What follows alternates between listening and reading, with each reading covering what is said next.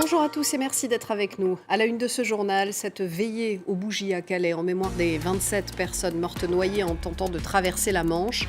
La France annonce renforcer les contrôles une nouvelle fois, mais refuse toujours la proposition des Britanniques d'envoyer des troupes patrouiller sur les côtes françaises.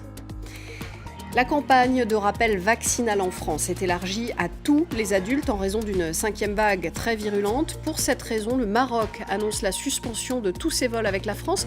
Mais alors que cette suspension devait prendre effet ce vendredi, Rabat laisse finalement 48 heures de plus aux Français pour rentrer. Enfin, un couvre-feu instauré en Martinique après 3 nuits de violence sur l'île. Dès la nuit prochaine, la sécurité sera renforcée. La Martinique, comme la Guadeloupe, connaît un mouvement de contestation né de l'obligation vaccinale des soignants.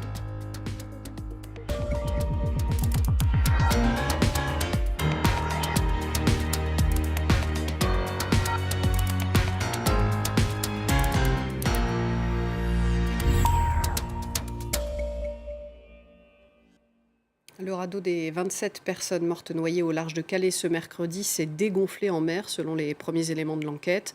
Un 5e homme soupçonné d'être un passeur a été arrêté ce jeudi. 2 survivants sont actuellement hospitalisés en état d'hypothermie. Ce jeudi soir à Calais s'est tenue une veillée en mémoire des victimes de ce naufrage. Un reportage de Jonathan Walsh, Mohamed Farhat, un récit d'Ashreen Verdian. Quelques 200 personnes rassemblées pour une minute de silence et une cérémonie d'hommage aux 27 migrants décédés dans le naufrage de mercredi. L'occasion aussi de dénoncer les conditions de vie des candidats à l'exil présents à Calais. On pense beaucoup aux personnes décédées, à leurs proches, et aussi pour passer un message politique en fait, pour dire haut et fort que voilà, ces politiques migratoires meurtrières sont à la base sont responsables de ces décès qui sont passés hier. Et voilà, nous on est témoins ici tous les jours de ce traitement dégradant et inhumain ici à Calais. Le drame de mercredi, d'une ampleur inédite dans la Manche, n'a pas dissuadé des dizaines d'autres personnes à tenter la traversée la nuit dernière. Contraintes de rebrousser chemin, elles ont été retrouvées transies de froid devant la gare de Calais. Pour le moment, le vague n'est pas bon. J'essaie de partir encore, j'essaie de partir pour la deuxième fois et pour voir si c'est possible. On n'a pas peur de ça, on a vécu l'en-route plus que ça. Donc, on voit que ici c'est très facile pour nous. Entre 1200 et 1500 migrants errent dans la région de Calais depuis près de 3 ans. En attendant de pouvoir payer leur traversée de la Manche à bord d'une embarcation, ils survivent dans des conditions insalubres. Une situation qui suscite l'indignation de nombreux habitants. Quand on voit tous ces malheureux qui sont en train de traîner derrière encore des quais, là, qui sont en train de dormir dehors, c'est pas logique de les laisser comme ça. Donc malheureusement, ce qui vient d'arriver, ça ne devrait plus arriver. Ici, il faut que la France fasse quelque chose. 17 hommes, 7 femmes et 3 adolescents sont morts lors du naufrage de mercredi. 5 hommes suspectés d'être des passeurs impliqués dans ce drame ont été arrêtés. Le Covid en France. Tout à l'heure, le ministre de la Santé a annoncé un renforcement des contrôles sanitaires aux frontières. On n'en sait pas plus pour l'instant. Les détails seront communiqués avant samedi. Un peu plus tôt dans la journée, le gouvernement a listé une série de mesures en réponse à la 5e vague de contamination qui commence à toucher le pays. Parmi elles, une campagne de rappel du vaccin pour tous les adultes, 5 mois après la dernière injection. Le résumé de ces annonces.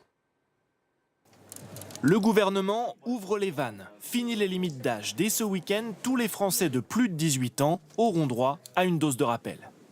Désormais, le rappel vaccinal sera ouvert à tous les adultes âgés donc de 18 ans et plus, dès 5 mois après leur dernière injection.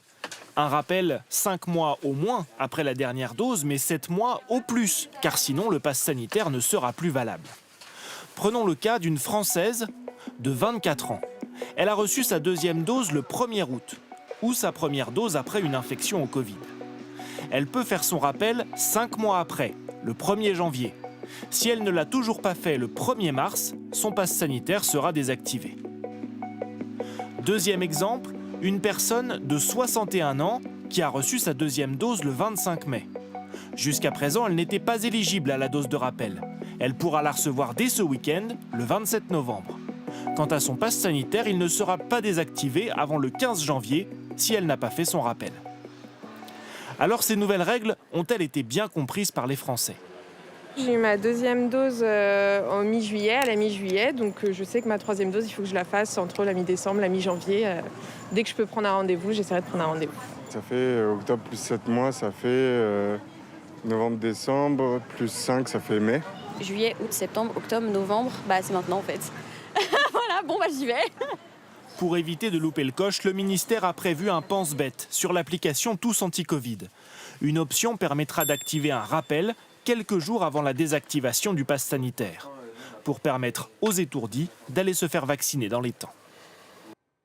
Enfin, l'Agence européenne du médicament a approuvé le vaccin Pfizer contre le Covid-19 pour les enfants de 5 à 11 ans. La France planche sur cette tranche d'âge, mais si campagne de vaccination il y a, ce ne sera pas avant début 2022. Dans plusieurs autres pays, on vaccine déjà les très jeunes. Voyez ce récit de Julien Gall. L'autorisation par l'Agence européenne des médicaments d'administrer le vaccin Pfizer aux enfants de 5 à 11 ans constitue une nouvelle étape dans la lutte contre la pandémie. La France, qui ne prendra pas de décision sur ce sujet avant plusieurs semaines, précise que les doses de vaccins pour les jeunes enfants n'arrivera pas immédiatement dans le pays. Dans tous les cas, cette vaccination, si elle était décidée en France, ne commencerait pas avant le début de l'année 2022, puisqu'il faut pour cela recevoir les vaccins avec des dilutions de vaccins adaptées aux enfants. Les derniers chiffres de Santé publique France montrent que les 5-11 ans constituent une population particulièrement touchée par la nouvelle vague de Covid-19, avec une incidence de 346 cas pour 100 000 habitants, contre 193 pour l'ensemble de la population en moyenne. Selon l'Agence européenne du médicament, le vaccin a démontré une efficacité de 90,7% lors d'un essai réalisé sur 2000 jeunes de 5 à 11 ans. Hors du continent européen, le vaccin Pfizer a déjà été approuvé pour les enfants en bas âge dans un petit nombre de pays, parmi lesquels les États-Unis le 2 novembre dernier, Israël qui a commencé la vaccination il y a 2 jours, ou encore le Canada où les vaccins arrivent cette semaine. Pour ce pédiatre, avant de débuter une campagne de vaccination, il est impératif d'attendre d'avoir la certitude d'un vaccin efficace sur les tout-petits. Les infections au coronavirus conduisent rarement à une maladie chez les enfants. Ils ont rarement des symptômes durables tels que le long Covid. Avec les enfants, il n'y a donc pas de pression en termes de temps. Le régulateur européen du médicament explique que les 5-11 ans devront recevoir un tiers de la dose utilisée pour les personnes adultes en 2 injections, chacune espacée de 3 semaines. En Martinique, les autorités instaurent un couvre-feu nocturne de 19h ce jeudi soir à 5h du matin pour une durée indéterminée jusqu'au retour au calme. La Martinique, comme la Guadeloupe, est le théâtre de violents affrontements la nuit entre manifestants et policiers. Marc de Chalvon est sur place pour France 2. Les jours passent, les barrages se multiplient en Martinique. Ah, tu vas follow tout le monde, quoi. Mais on ne peut pas passer de l'autre côté non plus. Tu peux pas faire ça. Et la tension va crescendo. Hier, tu sais, on a fait ça, on nous a agressés là-bas. Agressés? Ah oui, agressés des petits jeunes avec des cagoules. Ah oui, agressés, on avait vraiment peur la nuit. Hier soir, justement, la situation a dégénéré avec de multiples incendies à plusieurs endroits dans l'île. Sur cette vidéo amateur, on voit un groupe de jeunes piller une boutique de téléphonie mobile dans ce centre commercial. Ce matin, les pompiers sont toujours à pied d'œuvre pour éteindre les dernières flammes. Le centre commercial est ravagé.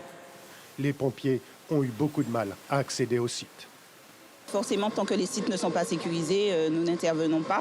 Ce qui a des impacts et des conséquences qui peuvent être relativement importants pour les personnes qui sont concernées par ce sinistre. Après avoir décidé de lever les barrages en début de semaine, les syndicats ont décidé de les rétablir sous la pression de leur base, le temps de négocier avec l'État. Mais quelle que soit l'issue de ces tractations, pas sûr que sur le terrain, les nombreux barrages sauvages soient dégagés de sitôt. Non, on connaît ça. Cette année, ça ne passera pas. Non, ça ne passera pas comme ça. En disant, nous sommes un pays français, département, liberté, égalité. En réalité, il n'y a pas de l'égalité, il n'y a pas de liberté, puisque la preuve, on m'oblige à prendre un vaccin que moi, je n'ai pas envie de prendre. La Martinique, avec une semaine de retard sur la Guadeloupe, a pris le relais de la contestation. Ici aussi, c'est l'obligation vaccinale pour certaines catégories de la population qui a servi d'étincelle à un cycle de violence qu'il va être très difficile aujourd'hui d'arrêter. Au Soudan, l'opposition civile au coup d'État ne désarme pas. Elle manifestait à nouveau ce jeudi contre le pouvoir militaire, alors qu'un accord vient de réinstaller le Premier ministre civil, mais a renforcé dans le même temps la mainmise de l'armée. Les manifestants refusent de voir un Premier ministre sous tutelle. Au Soudan, les chrétiens représentent 3 à 5% de la population. Ils ont été maltraités, discriminés durant la dictature d'Omar el-Béchir. Leur sort s'est sensiblement amélioré depuis la révolution de 2019, mais ils craignent maintenant, avec le coup d'État, de subir à nouveau des brimades. Voyez ce reportage de nos envoyés spéciaux Karim Yayaoui et Abdallah Malkawi. Le quartier d'Isba, un des plus pauvres de la périphérie de Khartoum. Sur ces terres déshéritées vit une importante communauté chrétienne. Les turbulences que traverse le pays inquiètent particulièrement les fidèles. C'est terrible pour nous en tant que Soudanais de voir que notre sang est versé si facilement. Que les gens se trouvent confrontés à la mort juste parce qu'ils demandent la paix et une vie meilleure. Aujourd'hui, nous avons peur de ne pas retrouver la même liberté, peur de l'avenir incertain et sombre vers lequel se dirige le Soudan. À quelques centaines de mètres de là, une autre église et la même ferveur. Sous le joug d'Omar el-Béchir, les chrétiens étaient discriminés et cette église avait été détruite. L'église était là-bas, un peu plus haut. Elle a été détruite. On a prié ici sous le soleil pendant des mois. Et qui l'a détruite?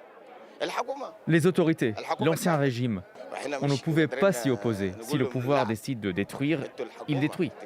On a peur que les militaires rétablissent l'ancien régime.